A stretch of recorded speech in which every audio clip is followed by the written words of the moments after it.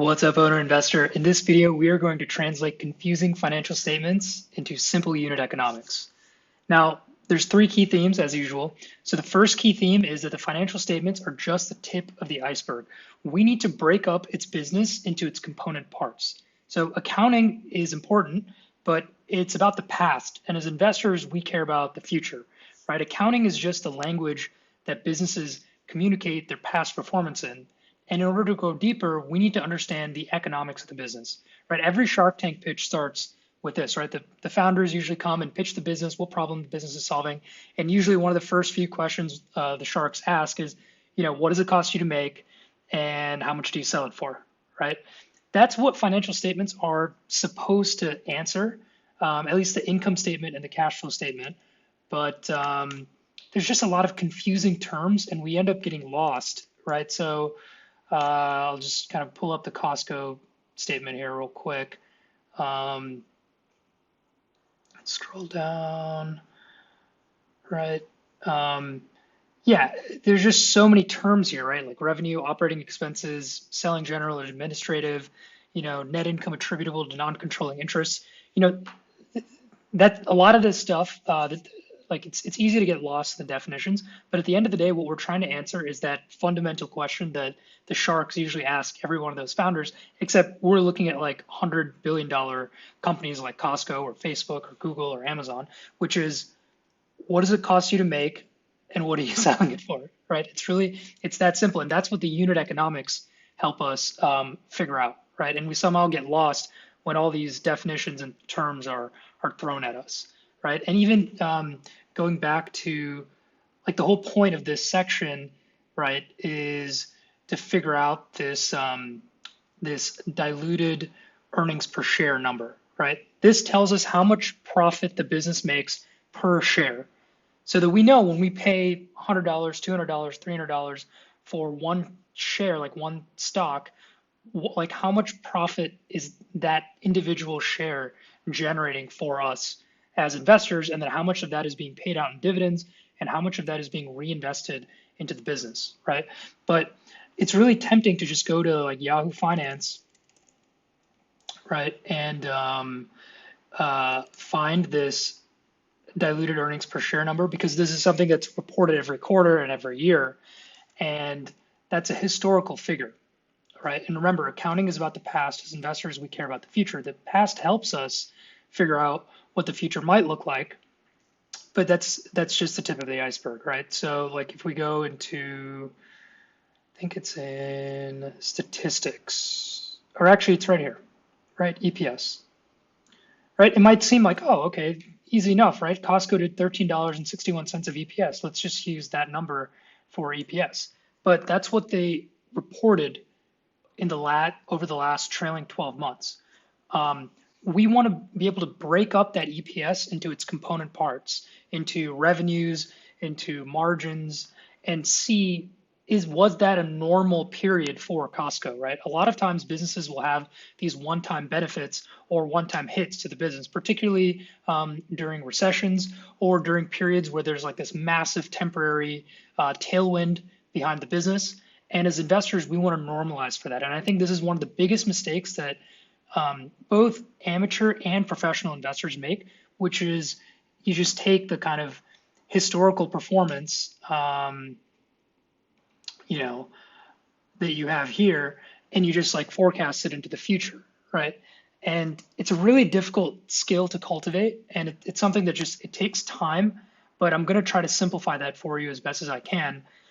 Because even like Wall Street professionals that work at like these big banks in the research departments they're making like sometimes like high six figures, low seven figures, and that have been doing it for like 10, 20 years, they often fall prey to this common mistake, which is taking the historical numbers and projecting into the future without really thinking through, okay, like, does this performance make sense, right? It would be the same as driving a car and, by looking through the rearview mirror, right? Like we don't do that when we're driving a car, but it's shocking how much investors do that with companies.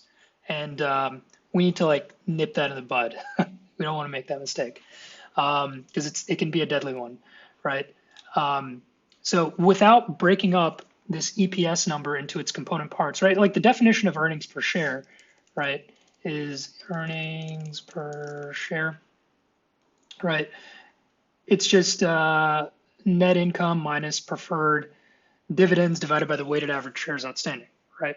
But we don't want to stop there, right? We want to say, okay, this is a definition of EPS, but then like what's the definition of net income, right? And then what's the definition of that? And then you keep going back until you're able to build your own kind of equation, right? That goes from revenue all the way to earnings per share, and then you'll be able to kind of mess around like with the drivers of that, right? So that's the first key theme, which is that the financial statements are just the tip of the iceberg, and we need to break up a business into its component parts to actually understand how the business makes money. Okay, theme number one. Theme number two is we need to translate back and forth between the economics and the financial statements. The financial statements are really important because they're, at least in the US, we have the Securities and Exchange Commission that has regulations on, like a company can't lie. Like the financial statements are audited, right? So as investors, we want financial statements. They're helpful because there's a regulatory body overseeing how a company reports, how much money it made and how much capital the business is investing into the business to generate those profits. But we want to take it another step further and translate back and forth between the unit economics and the financial statements, right? Going back and forth between this and that question that Mark Cuban will ask, which is, what does it cost you to make, and how much are you selling it for, right? Because the other benefit of being able to do this is oftentimes, like especially with growth stocks, the financial statements are just a huge mess, right? Because the economics of the business are changing as the business scales and ramps up, right? So one kind of classic example of that is Amazon, right? If you go all the way back to the early days of Amazon, let's go to like the 1998 annual report. And I'm just going to do a command find sales just to find the financial statements. Here we go. Okay. So you see, like, if you look at this, this shows from 1995, 1996, 1997, 1998, Amazon was losing a ton of money, right?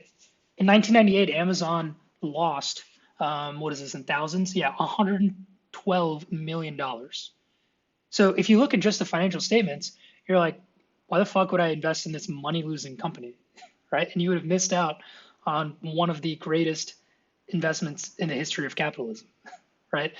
And this is what breaking it up into the unit economics helps us do, right? Because if you broke it up into the unit economics, you would think you'd be able to say, okay, so they have $610 million of sales, but the way that works is there's a marketplace business where other people list their stuff on Amazon, and Amazon takes a fee percentage off of that. And then Amazon also has this other business where they sell their own products and services, right? And then you'll be able to kind of calculate what's the gross transaction value that's happening on Amazon. And then you would have been able to see, okay, e-commerce is kind of in the early days of its e-commerce is just in the early days of its progression long term. It's a better service than kind of going into the store, driving back and forth, like 15 minutes back and forth, spending money on gas, like wasting all this time in the store versus just being able to like buy a book online. And you get like way more selection, all these things, right? Kind of that's the problem the business is solving. And then the economics would be okay. The percentage cut that Amazon takes. And then you would have been able to see, okay, how much more growth does the business have left, which we'll address in 2 modules, which is how fast can the business grow and for how long. But you need to know the economics of the business to be able to do all of those things, right? So theme number 1, financial statements are just the tip of the iceberg. Theme number 2 is we need to translate back and forth between the economics and the financial statements. And the other aspect of this is we need to understand, is this a product business or is this a service business, right? Because a product business, that's that question of how much does it cost and what do you sell it for? That's relevant to product businesses where you're actually making something like tangible. But then for service businesses, like, I don't know, a consulting business, the question would be, okay, like what do you have to pay in terms of labor to create your service? And then what can you sell that service for, right? And then is it a variable labor model? Like, do you have to keep investing more labor in order to generate more revenue? Or is it like an upfront one-time investment in a ton of labor, and then the business just produces income, forever, right? Like software would be an example of you spend a bunch of labor upfront to build a software, and then the costs go down, right? Because now you just have to maintain it, and then you sell it to customers, and you don't have to recreate the service every time. But a consulting business, you have to invest in labor every single time, right? That you generate more revenue. I mean, you can charge more per client, but every new project, which is kind of the engine of growth for a consulting business, you have to hire more people to be able to service that customer versus software business. It's already been built, right? So that's the economics. Like that stuff is not going to be disclosed to you directly in a financial statement. You need to kind of understand that in the back of your head, and knowing the problem that the business is solving really helps kind of wrap your mind around these different concepts. And then you can layer in like the financial statements, and then you'll have a much more like a much better, more in-depth idea of how the business makes money. Okay, so theme number one, the financial statements are just the tip of the iceberg. Theme number two, we need to translate back and forth between the financial statements and the unit economics. And theme number three is we need to normalize profits for temporary benefits and temporary hits that businesses often face, right? What do I mean by this? So during a recession, companies will usually have depressed revenues and depressed earnings, but it's only going to last for like 2 years, unless like you're investing in a country where the economy just like breaks apart, right? But generally in developed countries where like the country is doing okay and the business will recover, right? Another example is if the company does so poorly in a recession that it goes out of business and it has to file for bankruptcy, that's another exception. But most businesses, through a recession, they survived, earnings goes down, they take a hit, and then they bounce back, right? So if you're looking at a business during a recessionary period, you need to kind of break up the business into its unit economics and see, okay, normally a store for Walmart generates this much in revenue and this much in earnings. And right now, because there's a recession, the store is underperforming, but then in the next 2 years, it'll bounce back, right? And you'll be able to quantify that instead of just kind of blindly guessing or doing like, looking at the net income number from like 2 years ago and saying, oh, like they can just get back to that, right? We want to be more thoughtful and more in depth about how we break up a business in order to be good owner investors, right? So those are the three themes. I'm going to repeat it one more time. Financial statements are just the tip of the iceberg. We need to break up the business into its component parts. Theme number two is we need to translate back and forth between the financial statements and the unit economics. Theme number three is we need to normalize profits for temporary benefits and hits. Okay, so before we go into Costco, Spotify, and Basic Fit, I'm going to walk through the technique that I use for this with Airbnb, Facebook, and AutoNation, so that in the next few videos, you'll be able to do the practice exercises on your own, and then we'll be able to review it. But in this video, I'm going to walk through Airbnb, Facebook, and AutoNation. So, let's just pretend like, I read somewhere that, Airbnb is like, I read a blog post or something that says, Airbnb is undervalued, that it's interesting. And so I want to kind of jump in and do my own work and think, okay, and say, is this an undervalued stock? Like, should I buy this, right? So, Airbnb, I think most of us will be familiar with the business, but, it's just a marketplace, right, where hosts and guests come together and create a transaction where a guest gets to stay at the host's place for a number of days, and Airbnb takes a percentage off of the sales that was generated for the hosts. and that cost is borne by both the host and the guest, right? So it's a marketplace type business. And the problem it's solving is that um, you know, sometimes like people don't necessarily want a hotel experience, and there are places in the world where hotels don't have a location, but where people want to go visit, and oftentimes it's also just cheaper to stay in an Airbnb because it's kind of just this extra room that someone had in their house, and now the host gets to make some money off of this extra capacity that they had, and the guest gets a place to stay for a price that's cheaper than it otherwise would have been at a hotel, right? Because there's no like concierge and like all this extra like overhead that's unnecessary. And so it's solving like multiple problems, right? So now we want to know, okay, like how does this business make money? And so I would do this in 3 steps, right? Which is understand how the business makes money, which I just explained, right? It takes a percentage cut off of the transaction value, and they're starting a new segment called Airbnb Experiences, which again I think they do take another cut off of that. So similar kind of revenue model.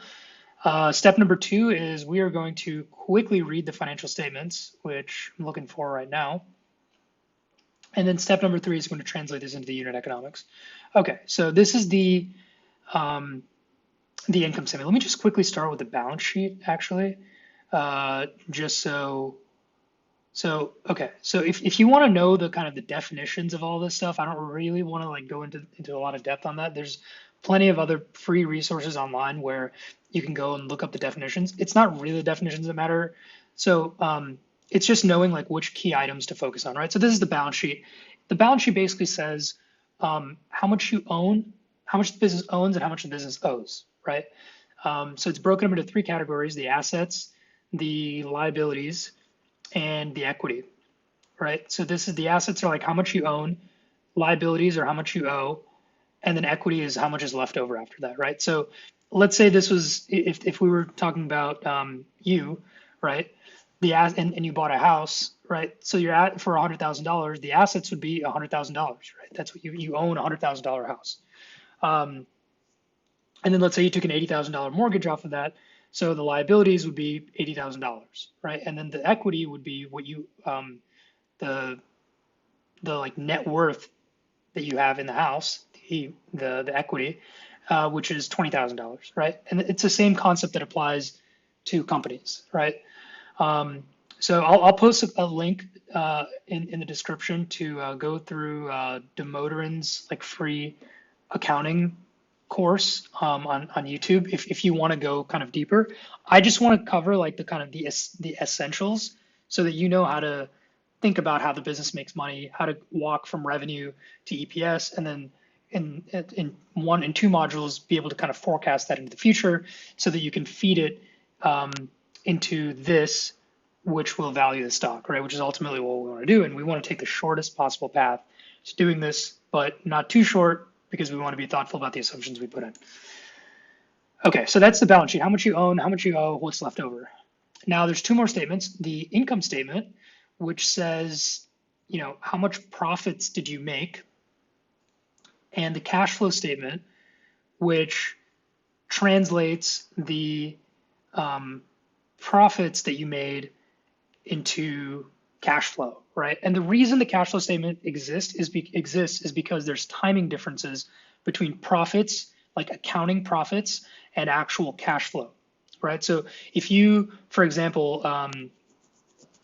let's say you you have like a newsletter business, right? And you people subscribe to your newsletter, but they pay like for a year in advance, right? So you collect a year's worth of subscription revenue in advance, but that 12 months, you have to earn that over those 12 months, right? So it wouldn't make sense if someone signs up for your newsletter on January 1st for you to book that entire amount in revenue, right, for the month of January, because for the month of January, you've only earned like 1 month of revenue, but you got paid for 12 months, right? So the cash flow statement will show, hey, you collected 12 months worth of revenue in cash, but the income statement is going to say, hey, you've only earned 1 month, right?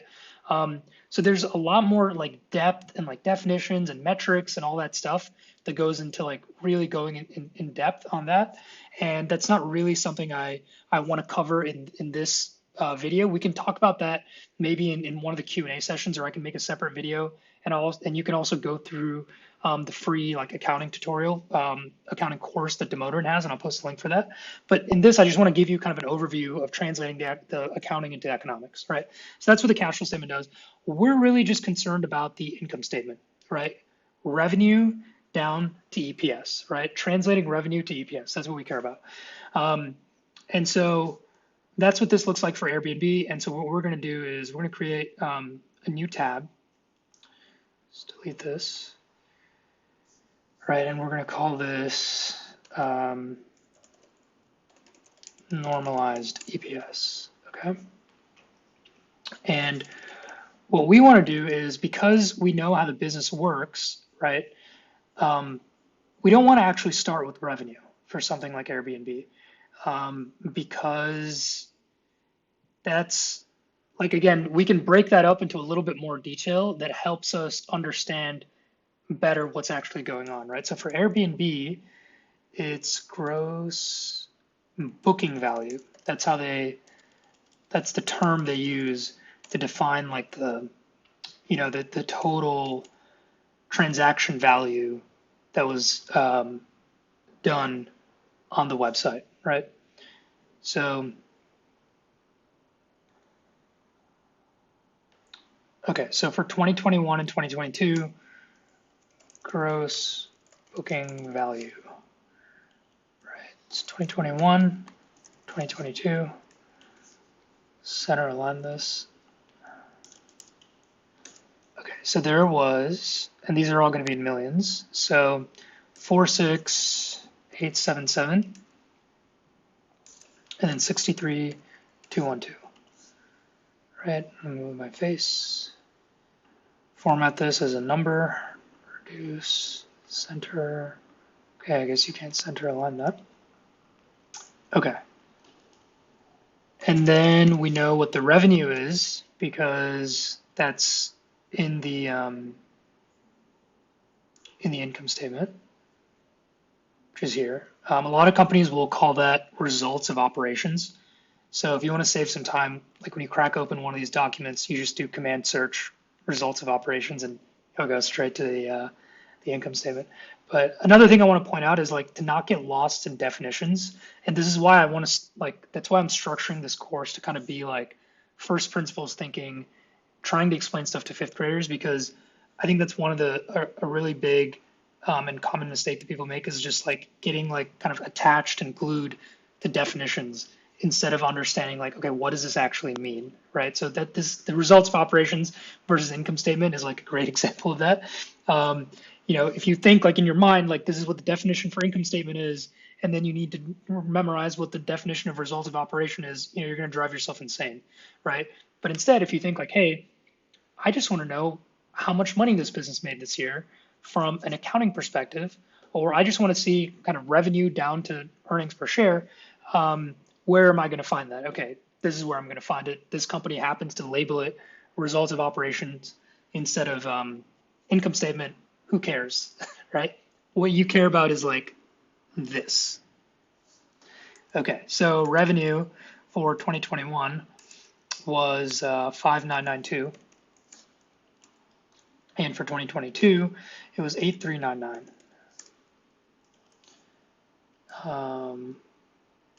Okay, so again, we'll format this as a number.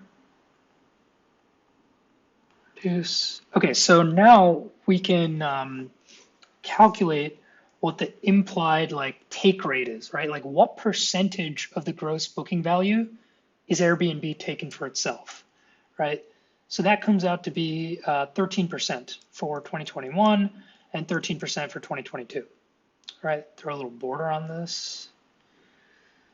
So we'll call this the take rate. And that number can change, right? So this is what I'm talking about in terms of knowing the component parts of EPS. If we had just done like net income divided by shares outstanding, we don't have enough depth. It would be like it'd be like looking at the world, in like a 2D standpoint instead of 3D, which is what, the world actually looks like, right? Um, so, okay, and then cost of revenue. Okay, so this is the other reason I don't want you to get lost in definitions is because companies will, actually what we're going to do is call this gross margin, and I'll explain what I'm doing here in a second. Okay, so cost of revenue. So this is basically, I don't want to say that this is variable costs entirely because there's usually like fixed costs in there as well. And I don't even want to define this term for you because a company will define it for you. Every company will define it for you, right?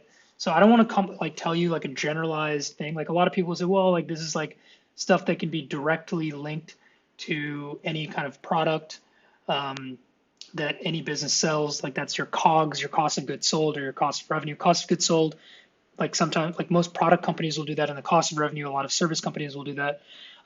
Instead of memorizing that definition, what you should do instead is just look it up, like, and just use the command find function, right? Like, I used to work in restructuring investment banking, so we worked a lot with like legal stuff, legal documents, like these 300-page documents, right? We wouldn't read the whole thing, and even the lawyers wouldn't read the whole thing, right? We would just do command find and look up like definitions that the company lays out. And so we're going to do the same thing. Let's read the definition. Like, what is cost of revenue? Like, what does Airbnb say cost of revenue, right? So it includes payment processing costs, including merchant fees and chargebacks, costs associated with third-party data centers, so host or platform, and amortization of internally developed software and acquired technology, because we act as a merchant of record. See, like this is the thing. Like a lot of people will define cost of revenue as like a variable cost, but there's also some like fixed costs that are in here, right? Like internally developed software and acquired technology, right? So it's not necessarily always entirely variable, right? Understanding just that idea of there's like fixed costs within cost of revenue, I can't tell you like how many professional investors don't understand that. Okay, so because we act as a merchant of record, we incur all payment processing costs associated with our bookings, and we have chargebacks, which are fraudulent activities, may vary as a percentage of revenue. Yep. Cool. So that's what cost of revenue is.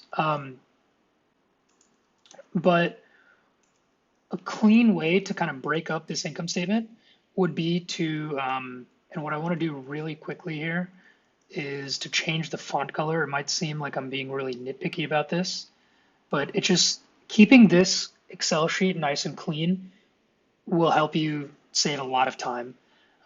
So the gross profit, we'll just define that as revenue minus cost of revenue, right? So kind of scroll back up here for the income statement.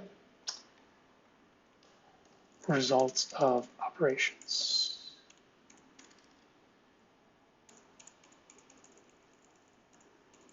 Keep going. Wow, this is, jeez. It's a lot.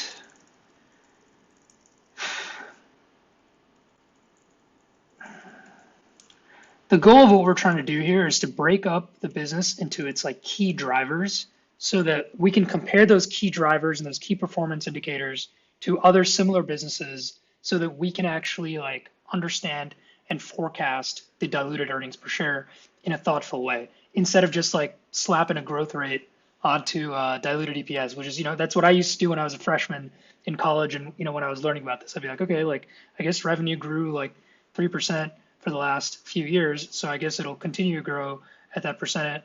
And then I think it'll like, grow at GDP for like, then forever. And then this is like the value of the stock, right?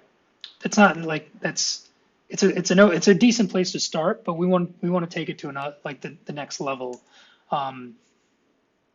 be a little bit more thoughtful about it. Okay, so the cost of revenue in 2021 was 1156. So what we're going to do is just type in, so for gross profit, it's this number, right? And I don't know how familiar everyone's going to be with Excel, but you can just type equals, parentheses, You don't even need the parentheses. So equals this minus 1156 equals this minus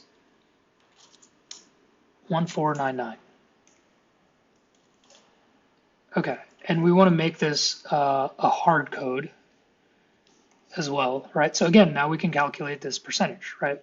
Which is the gross margin, right? What percentage of revenue made it down? So I want to have like a nice visual for you, like a funnel maybe, right? With like a few layers, right? Yeah, what is this? So like okay, awareness, consideration. I know I'm being a little lazy here and not like creating a nice, elegant video for you here, but so think about the income statement like a funnel, right? Like this. But instead of awareness, consideration, conversion, loyalty, and advocacy, think about like gross booking value, revenue, gross margin, operating income, earnings before taxes, earnings, and then diluted like earnings per share. That's what we're trying to do, right? And like how much like trickles into like the next level, that's what margin percentages help us do, right? And they help us create this like standardized metric that we can compare. And we can also use that to say, okay, this is not quite a mature business, but this is where the margins can get to when the business matures, right? So that's what the gross margin is. I mean, this is a phenomenal business, right? Like 80% gross margins is amazing. So now the next step is taking all of these other costs, right? And again, like you can go like super in depth on this stuff. You know, like a lot of these hedge funds that trade based on quarterly earnings, they'll have like 1,000-line Excels where they go into a ton of detail forecasting these things. But so you're gonna have to decide on your own how much detail you want in your walk from revenue to earnings per share. In my case, look, like I'm kind of lazy and I just want to do like the few things that matter, right? So I'm just going to call this operating profit,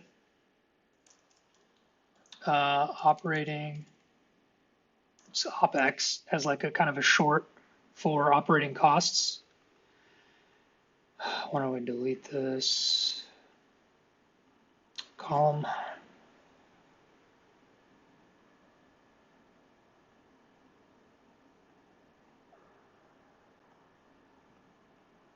Okay, so Excel is not really cooperating with me here.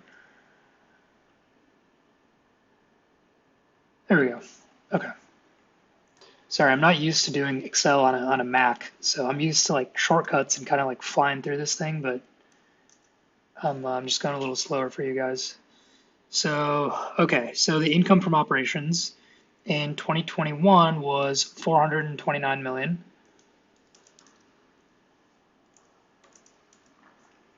And then 1.8 billion. So now instead of using a percentage, I'm just going to calculate like just the dollar amount because there are fixed and variable costs in both the cost of revenue and in the operating expenses, but generally like the operating costs are going to be more fixed. And in this example, I just want to kind of show you how to do this because a lot of businesses, like sometimes you might have to do percentage of revenue here, but what we're going to do is just keep this as a fixed dollar amount, and then that grows by a percentage every year, because a lot of these costs are fixed, and like the company can choose not to spend on some of these things, right? It's not like an essential cost, right? Like if I was selling donuts, right, I have to pay the vendors for the donut, but I can choose not to spend or spend money on ads, right? So there's like this discretionary and non-discretionary aspect of this. And there's also the cost of like, you know, the management team, for example, is in this like general and administrative expense. Like, and that doesn't really have to grow when the revenue of the business grows, right? Like the CEOs and the CFOs and the COOs salaries don't grow with the revenue, they don't have to grow as like in line, in lockstep with revenue, right? So we want to model fixed and variable expenses separately so that we can appropriately kind of forecast how that revenue translates down to diluted earnings per share, but then also how growth in revenue travels down that funnel, right? And this is a really important concept, which is it's called operating leverage, right? So why don't we? Sorry, this video is gonna probably be a long one. We're already running 35 minutes here. Operating leverage, right? Is the cost accounting formula that measures the degree to which firm can increase operating income by increasing revenue. So this is like, see, this is what I'm talking about. This is like classic, like this is what it looks like when I would try to learn this stuff in class, right? I get this like weird looking formula, but like no kind of first principles explanation of how this works, right?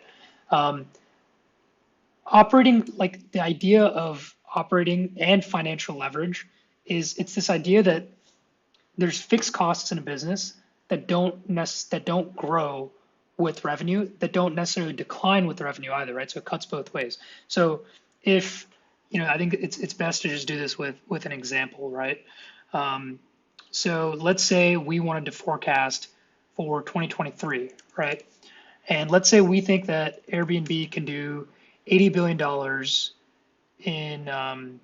in revenue in 2023, and we think the take rate is going to stay the same. So now, when we're forecasting this, the historical stuff columns, it's calculated these metrics. But in the going forward in the forecasting, we're going to use the past as kind of like a guidepost for the key performance indicators, the key drivers of the model, so that we can forecast the earnings of the business, right? So now we're going to say, okay, so 80,000 times this, and then we're going to say this stays at 82%.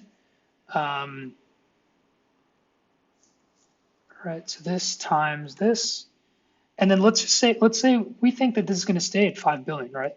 And I like to enter numbers as like pluses and minuses based on whether they are an addition to profits or a subtraction to profits, right? Just so that I can keep my formulas nice and clean, where I'm just adding numbers, where I'm not like putting the sign in the formula, right?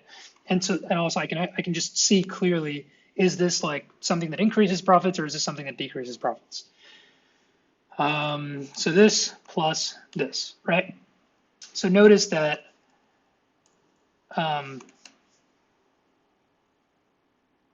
revenues grew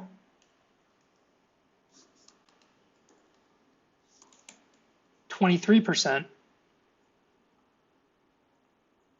but operating profit grew 96%. In this made up example, right?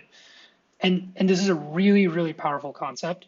And it's just this idea of leverage, because and people call it operating leverage and financial leverage, because it's just any like fixed costs that are in the business that act as like this lever that cranks up or cranks down your growth in profits, right? Because there's these fixed costs that didn't increase with revenue, your growth in earnings is like way more, right? So now let's pretend this was like a dying business, right? And let's say the gross booking value went from 63,212,000,000 to like 40 billion. Okay, boom, right? You're not like, it's like, because the signs kind of flip, let's just make this less extreme.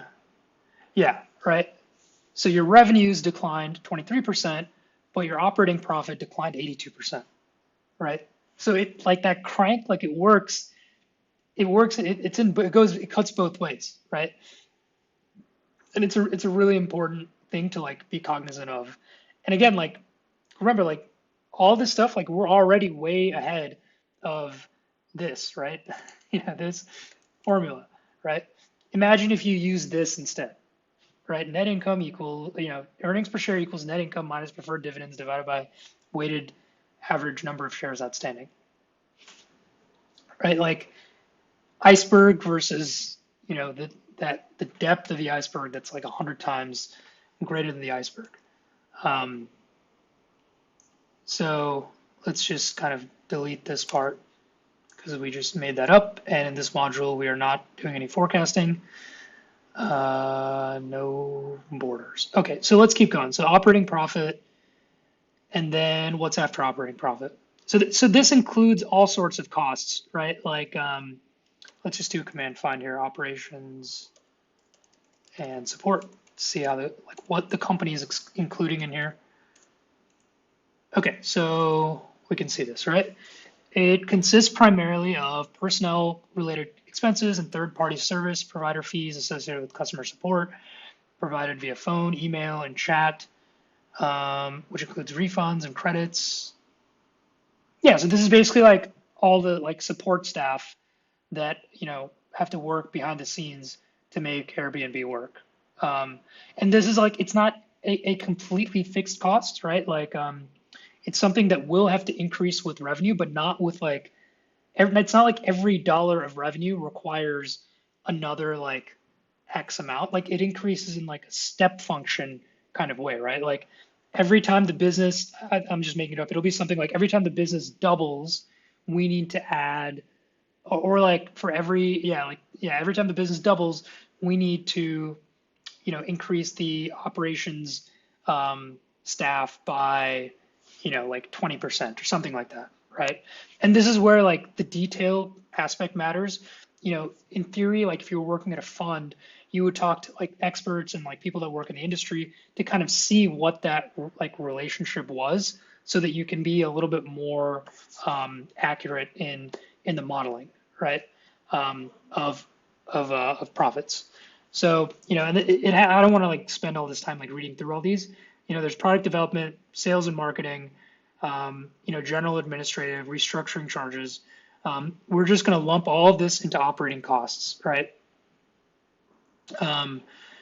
Which is just, like generally fixed, but there's also some like variable costs of running the business that you can kind of read this stuff on your own, right? Because again, like this, it's not the, I want to kind of break this like mentality of like memorizing definitions and instead just kind of building up like bottoms up first principles thinking and just looking this up in the annual report and just seeing how the company defines it, right? Because that's what matters.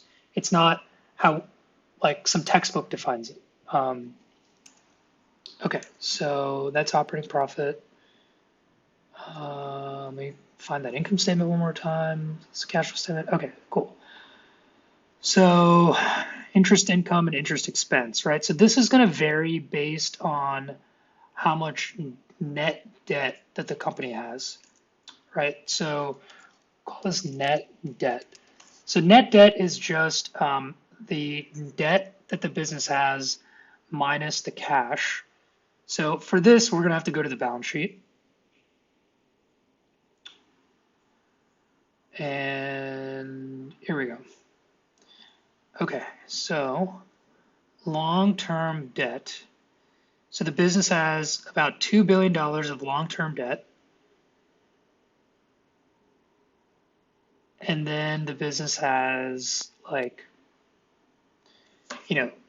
6 billion of cash and 2 billion of marketable securities, right? So Airbnb is not leveraged, right? Financially leveraged. So they have more cash than debt. So I don't really want to again, I just want to focus on what matters and what's really going to drive performance. I don't care about this like interest income and interest expense number, if I'm being like completely honest, because like I'm not really like betting on whether Airbnb is going to lever up or deleverage. I care more about like what that gross booking value is going to be in 10 years, what the take rate is going to be in 10 years, what the gross margin is going to be in 10 years, right? So I'm just going to like call and net income.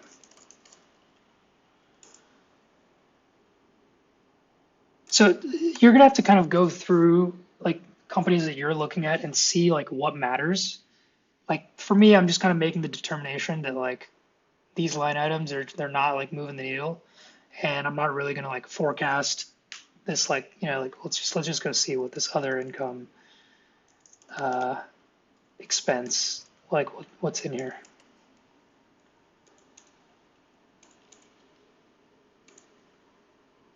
Yeah, extinguishment of debt and unrealized gains and losses on foreign exchange investments and financial instruments, including the warrants issued with the term. Yeah, like in some cases this will matter, right? So I don't want to say this like never matters. In some cases it'll matter. That's why you got to read the definition, know kind of the situation of the company, and make that determination of does this matter, right? I'm making the determination that I don't care about this, so I'm just going to ignore it for now, right? And maybe I'm wrong. Maybe it does matter for Airbnb, and maybe if I spent more time on this, I will end up modeling it out. But for the sake of this example, I'm just going to ignore it. So the income tax rate, provision for income taxes was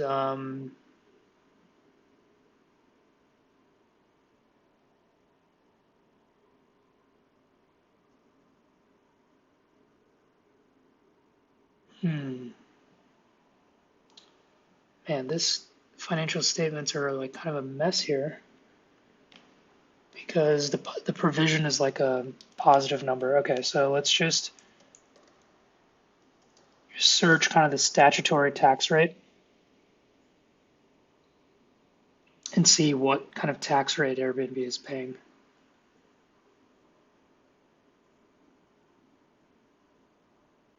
So this is like one of those areas where you can go into a lot of complexity between like what the effective tax rate is, what the kind of cash tax rate is.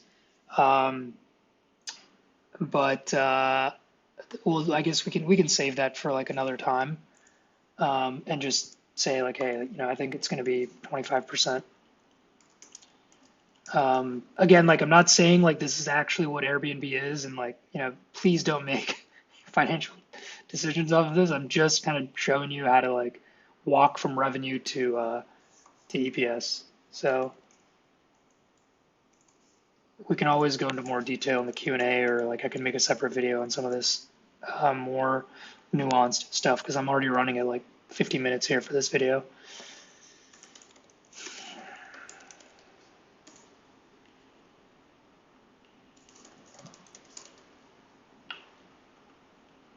Okay, so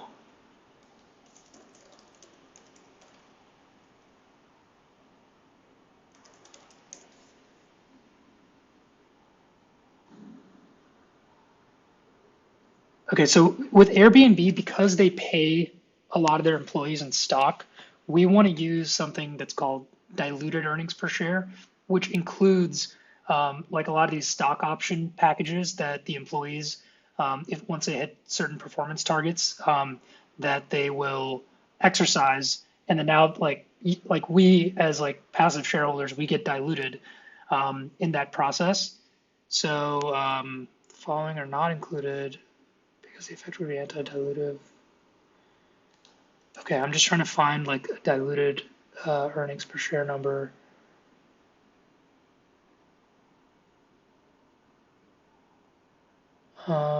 Yeah, see, like it's gone up quite a bit to 680. That's like the weighted average number. We can go up here to kind of see what the. Okay, so the ordinary shares outstanding was 2022. Okay, I'm just going to use like the diluted. Again, like this is another one of those things where we can go into a lot of detail in terms of like how to actually calculate this and like what to include, what to exclude, and a lot of that just requires like reading some of this stuff. But for now, I'm just going to run with this weighted average number that they've disclosed here, right? To 680.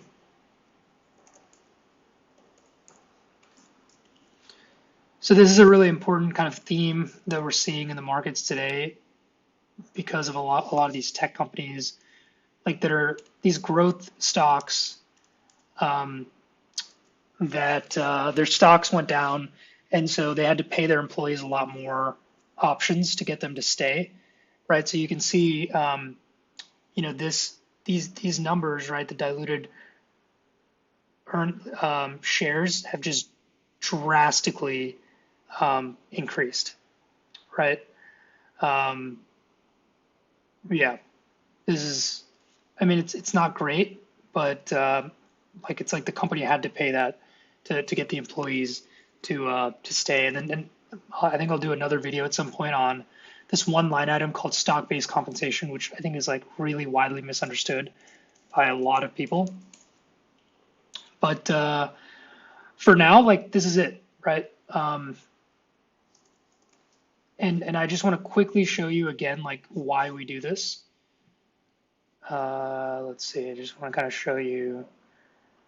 And because we're like running at like 53 minutes, I think what I'm going to do instead of going through AutoNation and Facebook, we'll just keep it to this one example. And you guys can, we'll jump straight into the examples of Costco, Spotify, and then Basic Fit. So let's say I think that, gross booking. Okay, so actually, I just want to think about this. Okay, so I want to actually take this one step further and think about the market share that Airbnb has, right? Because this gross booking value, like there's what the important thing here in this analysis is just understanding context, right? And context is just like with gross booking value. Okay, what drives that number? What drives that number is there's a bunch of people all over the world every year that stay in hotels or that book, short-term stays and long-term stays every year, right? Some of that is for business travel, some of that is families, some of that is like millennials, like going on vacations with their friends. But every year there's a certain like dollar amount, like the market size of long-term and short-term stays that are happening. And then Airbnb is a certain percentage of that, right? Which is their market share. And so let's see, I think Airbnb discloses this.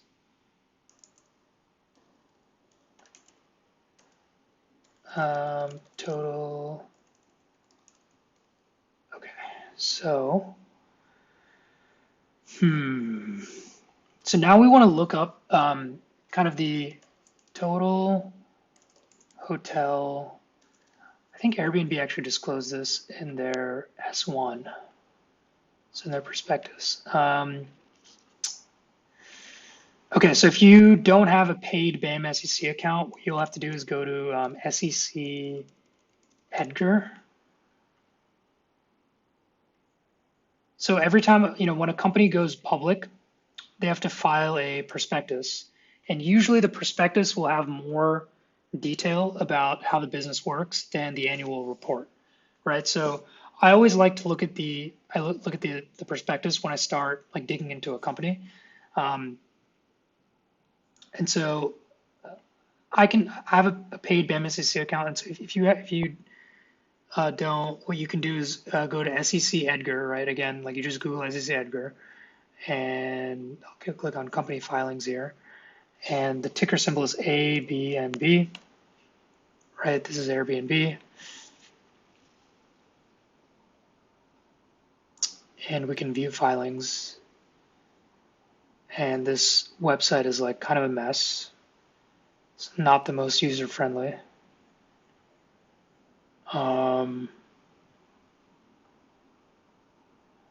Current reports.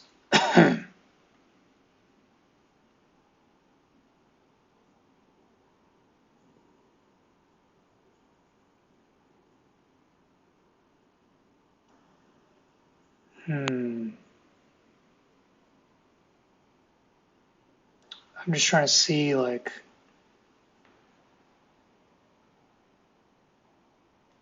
where I can find the S1.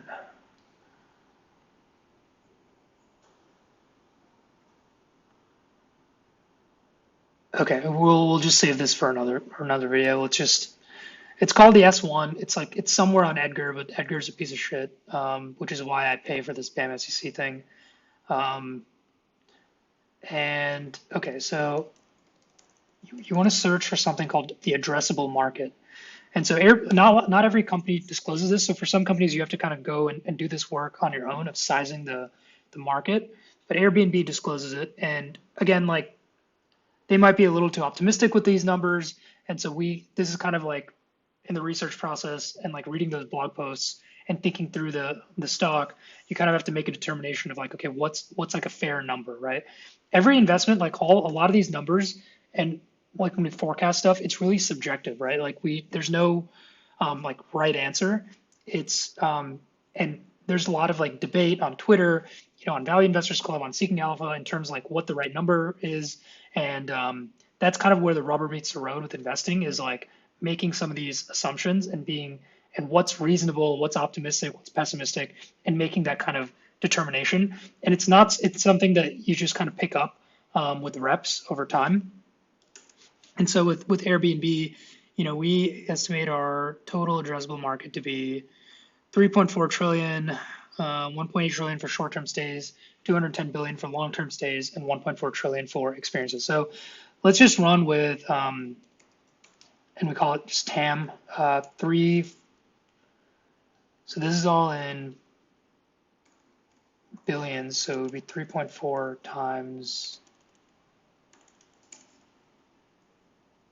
No, so these are in millions. So always got to remember what units stuff is in. Just gonna like format this in a cleaner way. Okay, so now we can kind of calculate what the market share of Airbnb is.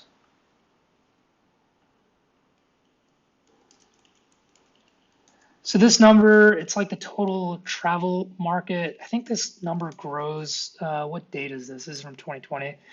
Yeah, I think this number grows at a certain, I think at like mid single digits every year, like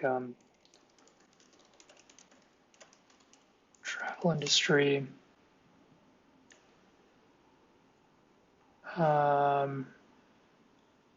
Yeah, so again, like this is something you can do the research on your own, but I just want like a reasonable number at this phase to just kind of set up the Excel, and then I kind of like I'll dig into how reasonable these assumptions are later. So yeah, like 5%.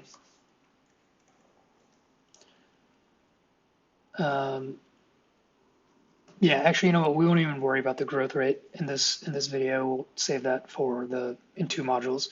But the idea is like the total addressable market grows at a certain percentage, and then the market share of Airbnb grows at a certain percentage.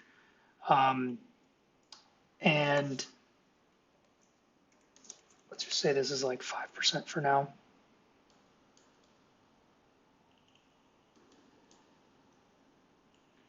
And let's say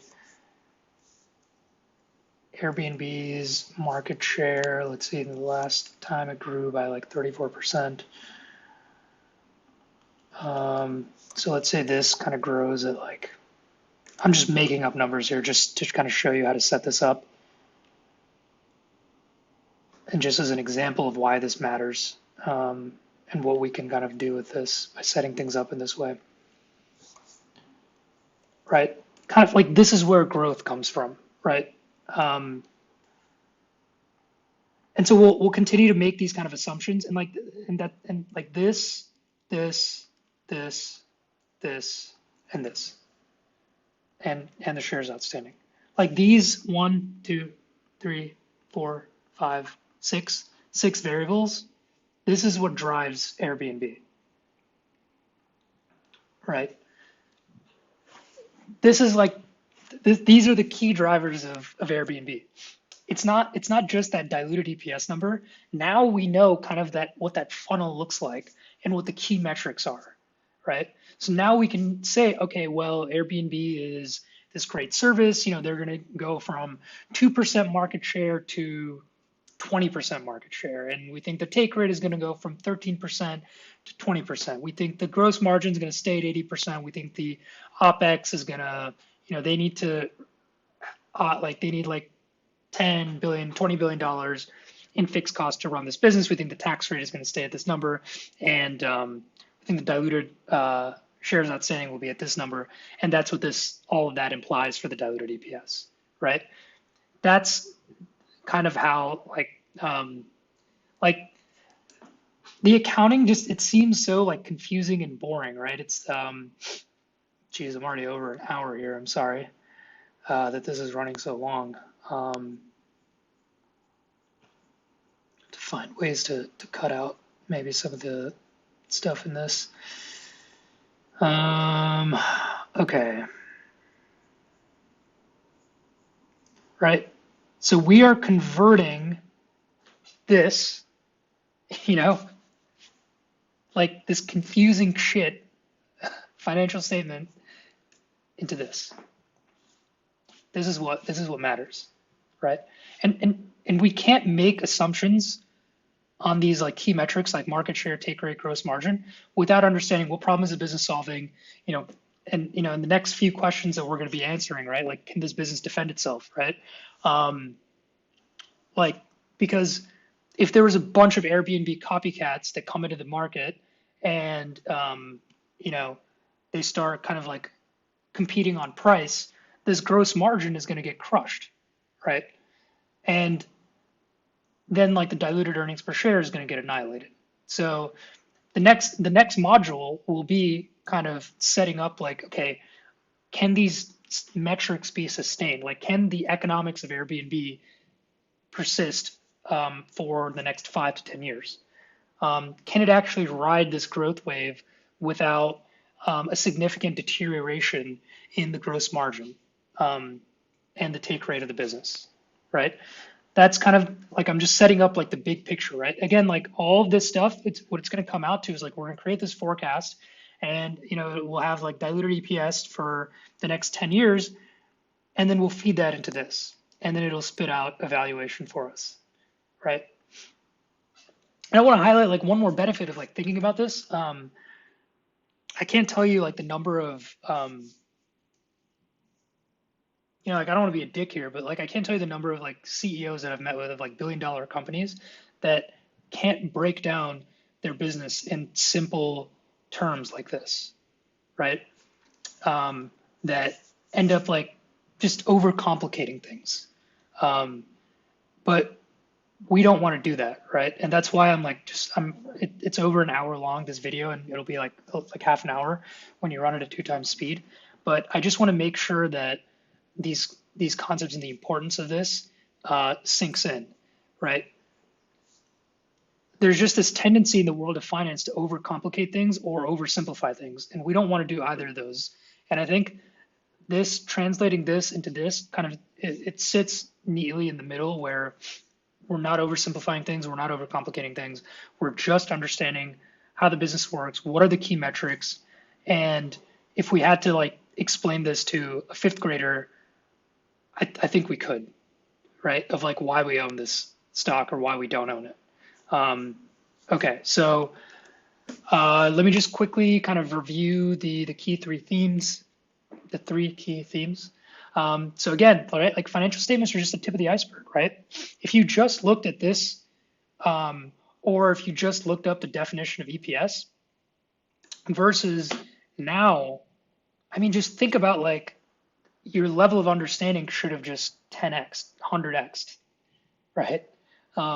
From just looking up definitions and memorizing vocab to being able to like actually understand how the business works, what are the key metrics, and like what actually drives the business. And again, we've done this in like 22 lines in Excel, right? At some point, I'll show you like what some of these like Wall Street models look like. I used to get them all the time when I worked at the family office.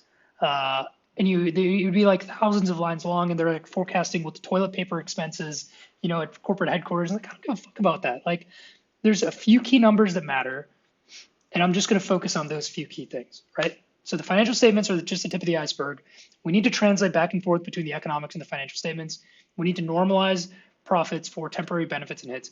We didn't really quite get to that aspect of this in this video, but one thing to kind of think about um, with Airbnb is like, hey, has travel kind of returned to pre-pandemic levels, right? So that might be like a temporary hit that the business suffered, where it'll bounce back, right?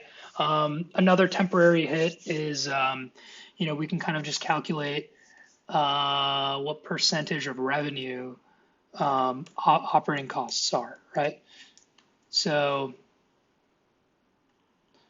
74% coming down to 61%.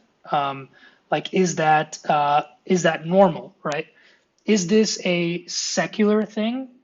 Like, this is a long-term trend, either upwards or downwards, or is this something that's mean reverting, meaning it's either come up or it's come down temporarily, and then it's going to come back to kind of this historical average, right? And that's something that we're gonna build that muscle over time. It's not something that I can like cover in like one video. That's just, you just got to get like reps. You got to like read more and more investing blogs to kind of build that muscle. Um, and I just don't have time to cover that in this video. And that's just something we'll talk about that more. I just want to kind of set the table for all these like key concepts that I want you to kind of keep in the back of your mind as you're going through these videos, as you're looking up stocks to buy, and as you're kind of reading these blog posts, right?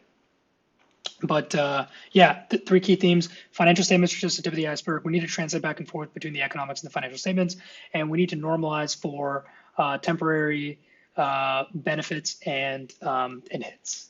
So yeah, as always, post your comments, questions, and random thoughts below. Love to hear them. Love to have a discussion on this. And yeah, that's it for this video, and I'll see you in the next one.